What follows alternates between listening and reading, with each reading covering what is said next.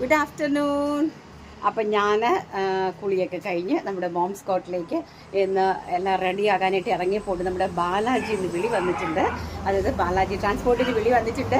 നമ്മുടെ ബോട്ടവും ദുപ്പട്ടേൻ്റെയും അതുപോലെ ക്രിസ്മസിൻ്റെ മെറ്റീരിയൽസും എല്ലാം വന്നിട്ടുണ്ടെന്നാണ് തോന്നുന്നു. 12 വെയിൽ വന്നിട്ടുണ്ടെന്ന് പറഞ്ഞു.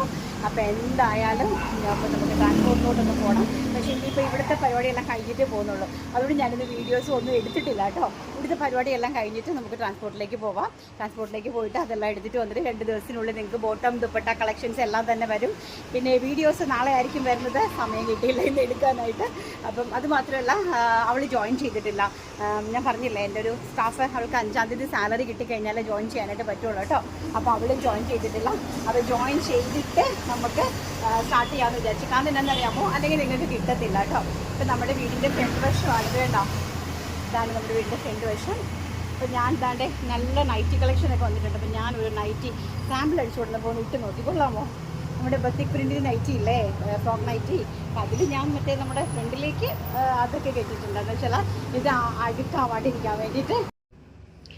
അങ്ങനെ ഞങ്ങൾ തിരിയൊക്കെ കത്തിച്ച് സ്റ്റാർട്ട് ചെയ്തിട്ടുണ്ട്. VRS മോം സ്കൗട്ട് സ്റ്റാർട്ട് ചെയ്തിട്ടുണ്ട്. അപ്പം ചെറിയ ചെറിയ കലാപരിപാടികളൊക്കെ ഞാനിങ്ങനെ ഇൻസൈഡിലുള്ള ആൾക്കാരെ അട്രാക്റ്റ് ചെയ്യാൻ വേണ്ടിയിട്ട് ഒട്ടിച്ചിട്ടുണ്ട് കേട്ടോ. അതൊക്കെ എൻ്റെ ഒരു ചെറിയ ഒരു കലാപരിപാടികളാണ്. അതൊക്കെ ഞാനിങ്ങനെ നമ്മുടെ മോം സ്കൗട്ടിനകത്ത് ഇങ്ങനെ ഒട്ടിച്ച് വെച്ചിട്ടുണ്ട്. ആൾക്കാർക്കൊക്കെ ഭയങ്കര ഇഷ്ടമാണ്. വന്നിട്ട് എല്ലാവരും ഇങ്ങനെ വായിക്കും. എന്നോട് ചോദിക്കും ഇതൊക്കെ ആരുടെ ക്രിയേഷനാണെന്ന് ചോദിക്കും. അപ്പം ഞാനാണെന്ന് പറയുമ്പോഴത്തേക്കും ഭയങ്കര ആണോ മിടുക്കി എന്നൊക്കെ പറയാറുണ്ട്. കേൾക്കാനൊക്കെ എല്ലാവർക്കും ഭയങ്കര ഇഷ്ടമാണ്.